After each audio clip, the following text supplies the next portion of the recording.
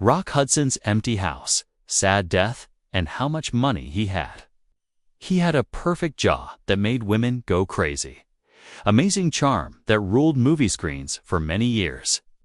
Rock Hudson was what Hollywood thought was the perfect movie star. Tall, handsome, and super manly. But behind that fake image were secrets so big they would shock everyone later. When Hudson's life was ending sadly, his huge Beverly Hills house that once had Hollywood's biggest stars was eerily quiet. The owner was getting thinner and weaker from a sickness nobody wanted to talk about. The man who acted like he loved women in movies spent his last days alone and skinny. His real truth finally came out when he died, like it never could when he was alive. Today, we're going to look at Rock Hudson's empty house, the heartbreaking way he died that changed America forever, and the surprising money he left behind by a star who lived two totally different lives. One where everyone could see him and one hidden in darkness. How a Hollywood star was made before he became Rock Hudson. He was Roy Harold Scherer Jr., born November 17, 1925 in Wetka, Illinois. A good-looking but normal young man with huge dreams. His change into one of Hollywood's most money-making stars shows one of the biggest and most planned makeovers ever. After a short time in the Navy during World War II, the tall, really handsome young man moved to California with nothing but his good looks and big dreams, working as a truck driver. He sent pictures to different movie studios, hoping someone would notice him. That someone turned out to be talent agent Henry Wilson, known for finding and training handsome young men for Hollywood, often asking for sexual favors in return.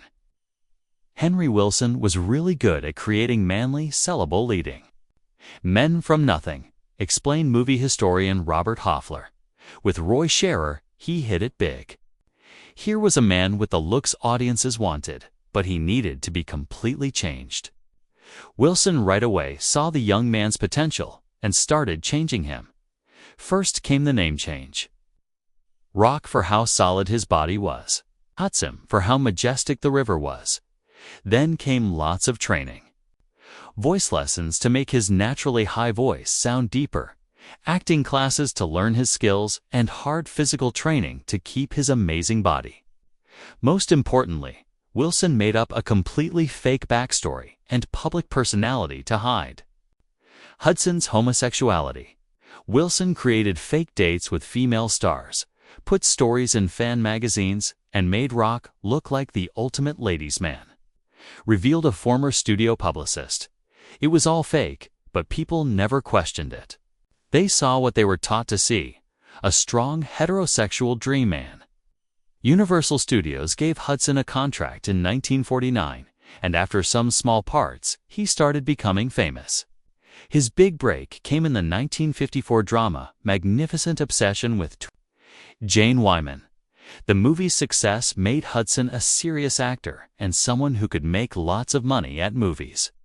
He followed this with many successful movies, including All That Heaven Allows, Giant, which got him his only Academy Award nomination, and Pillow Talk, the first of his beloved romantic comedies with Doris Day.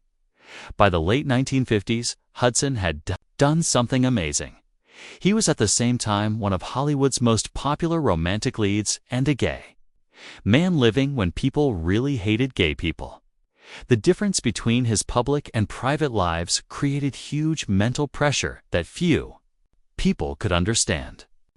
Rock lived always scared of being found out, said a close friend who didn't want his name used. Every interview, every public appearance, every movie premiere was like being very careful. One mistake could end everything he'd worked for. Even with these pressures, Hudson's career did great through the 1960s as the studio system started falling apart. He successfully moved to television with the popular series McMillan and Wife in the 1970s, staying important long after many other stars had been forgotten. Through it all, he kept up the careful, fake act that kept his real self hidden from the loving public who thought they knew him really well. The Beverly Hills house, a safe place and show-off place. As Hudson's fame grew in Hollywood, so did his need for a private, safe place away from people always watching his public life. In 1962, when he was most famous, he bought what would become his most important home, a magnificent house at 9402 Beverly Crest Drive in Beverly Hills. This property wasn't just a house. It was a way to show his success and a carefully designed space where he could sometimes stop the tiring fake act he had to do everywhere else. The Spanish-style mansion, originally built in the 1920s, was about 9,600 square feet on a huge 3-acre lot high up in the fancy Beverly Hills post office area, with its great views of Los Angeles and the Pacific Ocean beyond. The house offered both luxury and the precious thing Hudson valued most: privacy. Rock chose that property very carefully, explained a longtime friend who visited often. The long, curvy driveway and smart landscaping meant that no photographers could get a clear picture into the property. The high elevation and hills around it created a natural wall against spying eyes. It was one of the few places he could truly be himself. The home's style had classic Spanish colonial revival features: white stucco walls, a red tile roof, graceful arches, and an interior courtyard with a fountain. Inside, Hudson created a place that balanced manly elegance with comfort. Dark wood beams crossed white-painted ceilings, while large windows filled rooms with California sunshine and framed the amazing views. The decorations showed Rock's real taste, not the image the studios created for him, remembered interior designer Michael Taylor, who worked with Hudson on the home. He had a smart eye, mixing old furniture with new pieces, showing art he really liked rather than what was popular. The house was truly his in a way. His public personality never could be. The house's best feature was its stunning outdoor space. A magnificent kidney-shaped swimming pool surrounded by a flagstone deck became the centerpiece for Hudson's legendary parties. Gardens nearby had lush landscaping with Mediterranean influences, olive trees, cypresses, and flowering plants that grew well in the Southern California weather. For almost 20 years, this house was the backdrop for Hudson's complicated life. Here, he entertained Hollywood's biggest stars, including close friends like Elizabeth Taylor, Carol Burnett, and frequent co-star Doris Day. These gatherings were carefully planned affairs where Hudson kept his public personality with female dates on his arm and carefully watched how much alcohol people drank to avoid any revealing slip-dash-ups. But the same property had more private gatherings where Hudson could relax his guard among trusted friends. In these more personal settings, a different Rock Hudson came out, one who could admit his real self away from the constant pressure of public watching. There were really two completely different types of parties at that house, revealed a regular guest who didn't want his name used. The official parties where Rock played the charming, flirty ladies' man for industry people, and the private gatherings where he could relax with people who knew the truth. It was like watching someone finally breathe out after holding their breath all day. As the 1970s went on, Hudson spent more time at the Beverly Hills house. The property changed with him, getting renovations that showed changing tastes and Hudson's desire for even more privacy as his fame from television brought a new generation of fans into his world. By the early 1980s, the house had become more than just a home. It was proof of Hudson's amazing success at keeping his two different lives. The man who could never publicly admit his real self had created a space where, at least within its walls, he could sometimes experience the freedom to be himself. The shocking marriage that fooled America. In the carefully planned fiction that was Rock Hudson's public life, maybe no chapter was more calculated than his short marriage to Phyllis Gates. What the American public saw as a real romance was actually one of Hollywood's most elaborate publicity tricks, a marriage specifically designed to stop growing rumors about Hudson's sexuality. By 1955, despite the studio system's best efforts to promote Hudson as the ultimate heterosexual heartthrob, whispers about his private life had started to spread in Hollywood. Henry Wilson, still controlling Hudson's career and image, decided that drastic actions were needed to protect his valuable client. The solution: a fake marriage with Wilson's own secretary, Phyllis Gates. The marriage was entirely Henry's creation, revealed a former Universal Pictures executive. He approached Phyllis directly, explaining that Rock needed a wife to keep his career safe. Whether she knew the full truth about Rock's sexuality is still debated, but she certainly understood this was a business deal more than a love match. Gates, a pretty small woman from Minnesota, seemed the perfect choice as Wilson's secretary. She already understood how Hollywood's publicity machine worked. She had talked with Hudson professionally and could believably have developed a relationship with him. Most importantly, she was directly under Wilson's control, making her unlikely to reveal the truth about the arrangement. The courtship was brief and thoroughly documented in fan magazines. After a whirlwind romance of just a few months, all carefully photographed and publicized, Hudson and Gates married on November 9, 1955. The ceremony at the Santa Barbara courthouse was small, but got enormous media coverage, with Hudson portrayed as the dashing leading man who had finally found love. The publicity around the wedding was intense. Remembered a photographer who covered Hollywood during that time. Every magazine wanted the inside story. The studios made sure they got exactly the story they wanted. America's most eligible bachelor had finally been caught by a lucky young woman. The public totally believed it. Life behind closed doors told a different story. The newlyweds moved into Hudson's house on Beverly Crests Drive, but according to friends, they had separate bedrooms from the beginning. Hudson continued his secret relationships with men, while Gates found herself in the weird position of being a wife in name only to one of Hollywood's biggest stars. Phyllis's situation was really difficult, explained a friend who knew the couple. She had to keep up the fiction of marital happiness in public while living with a man who had no romantic interest in her. Studio publicists wrote detailed stories of their supposed honeymoon, their domestic happiness, even their plans for children. All complete lies. The marriage lasted just 3 years, ending in divorce in 1958.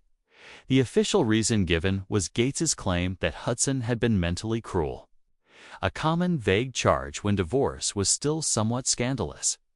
The truth was far more complicated, involving recorded conversations and accusations that would have destroyed Hudson's career if they had become public. There are signs that Gates eventually hired a private investigator and confronted Hudson about his homosexuality, revealed biographer Sarah Davidson. Transcripts suggest she directly asked him about his sexuality and challenged him about his relationships with men. Whether this was genuine shock or an effort to get a better divorce settlement remains unclear. What is clear is that the divorce was handled with the same careful management as the marriage itself. Hudson paid Gates a settlement of $250,000, equal to about $2.5 million today, and she signed confidentiality agreements that prevented her from revealing the truth. Universal Studios publicists immediately went to work creating the story of Hudson as the disappointed husband, whose work commitments had strained the marriage beyond repair. After the divorce, the studio publicity machine portrayed Rock as the eligible bachelor once again, said a former studio publicist. The story became that he was so dedicated to his work that marriage had proven too difficult. It actually made his appeal to female fans stronger because they believed they might succeed where Phyllis had failed. The marriage, while brief, accomplished its main purpose.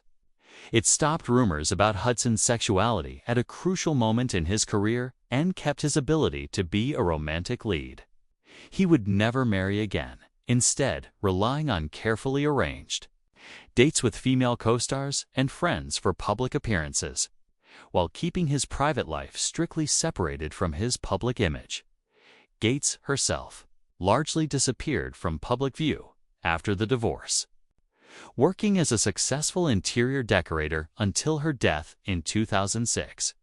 In her later years, she said that she had genuinely loved Hudson and had been unaware of his homosexuality when they married, a claim many close to the situation found hard to believe given her closeness to Wilson and the Hollywood system. The marriage of Rock, Hudson and Phyllis Gates stands as maybe the most obvious example of how far Hollywood would go to maintain profitable lies, creating an elaborate show of domestic happiness for a public unwilling to accept their beloved leading man as he truly was. The diagnosis that changed America. In late June 1984, Rock Hudson appeared at a press event promoting the upcoming season of Dynasty, the popular primetime soap opera he had joined as a guest star. Reporters and colleagues were shocked by his appearance. The once strong leading man was thin, visibly sick, seemed to have aged decades since his last public appearance. Studio publicists quickly said his condition was liver problems and claimed he was recovering from not eating, stemming from recent surgery. The truth was far more devastating. Hudson had been diagnosed with AIDS, a disease that in 1984 was still covered in fear, misinformation, and deep shame. His condition represented a crisis that threatened to expose both his homosexuality and the elaborate fiction he had maintained throughout his career. When Rock received his diagnosis, he was paralyzed with fear, not just of dying, but of the public learning the truth, revealed his personal doctor, who didn't want his name used. Remember, in 1984, AIDS was still widely considered a gay disease. There was no way for him to acknowledge his condition without at the same time revealing his sexuality. Hudson initially tried to manage his illness in complete secrecy, seeking experimental treatments while keeping his professional commitments. He traveled to Paris in July 1985 to talk with doctors at the Pasteur Institute about HPA-23, an experimental drug not available in the United States. His condition got rapidly worse during this trip, leading to a collapse at the Ritz Hotel. What followed was the moment that changed both Hudson's life and America's understanding of AIDS. Unable to keep up the act any longer, on July 25, 1985, Hudson's publicist released a statement confirming that the actor had AIDS. The announcement sent shockwaves through Hollywood and across America. It's impossible to overstate the impact of that announcement, explained Dr. Michael Gattadel, one of the first doctors to identify AIDS. Suddenly, AIDS had a familiar, beloved face. Rock Hudson wasn't a stereotype or a statistic. He was someone Americans had invited into their living rooms for decades. It made the epidemic human in a way nothing else had. Hudson was transferred back to the United States, admitted to UCLA Medical Center, where his condition continued to get worse. Images of the once vital actor, now skeletal. His trademark handsome features, destroyed by Kaposi's seroma, appeared in newspapers and magazines worldwide for the first time. Many Americans faced the reality of AIDS through someone they felt they knew. As Hudson battled for his life in the hospital, his Beverly Crest Drive house stood empty, a sad symbol of the dual life he could no longer maintain. The home that had been both sanctuary and stage for his carefully managed public personality was now silent, its owner never to return. The impact of Hudson's diagnosis went far beyond his personal tragedy. His former co-star and close friend Elizabeth Taylor immediately got to work helping establish the American Foundation for AIDS Research (AMF) and becoming one of the earliest and most vocal Hollywood advocates for AIDS research and compassion. For those affected, Rock's illness transformed Liz, remembered a mutual friend. She was devastated watching him suffer, but she turned that grief into action. She often said that his greatest legacy wasn't his films, but how his illness woke America up to the AIDS crisis. Maybe most touching was the response from Hudson's frequent co-star Doris Day. Despite the romantic chemistry they had shown on screen being entirely fake, Day showed genuine love for Hudson. When she learned of his illness, she invited him to appear on her television show Doris Day's Best Friends. In July 1985, it would be Hudson's final public appearance. A shocking revelation of his condition to viewers who remembered him as the picture of health and energy. Doris knew how sick he was, but she wanted to give him that moment of dignity, said a production assistant who worked on the show. She treated him with such gentleness and respect. When cameras stopped rolling, she held his hand and told him how brave he was. There wasn't a dry eye in the studio. On October 2, 1985, Rock Hudson died in his sleep at his Beverly Hills home on Castell Drive. Not his beloved house, but a smaller home where he had moved to receive care during his final days. He was 59 years old. The cause of death was listed as AIDS-related complications, marking the first major celebrity death from a disease that would go on to claim hundreds of thousands of American lives. The abandoned house and money legacy. As Rock Hudson took his final breaths in a different Beverly Hills home, his beloved house on Beverly Crest Drive stood empty.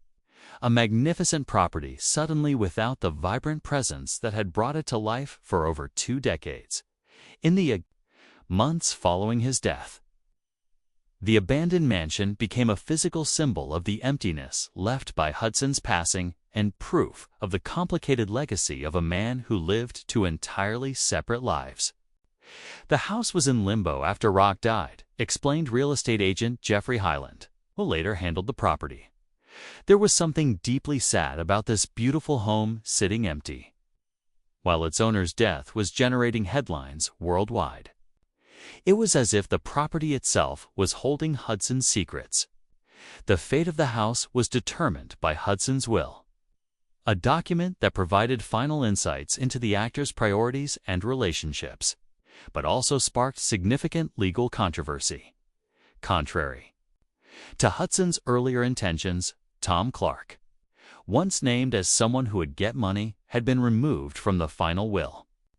This change, along with other complications in the estate planning, led to a highly publicized lawsuit from Mark Christian, Hudson's former lover, who claimed he had been deliberately left out and exposed to HIV without his knowledge.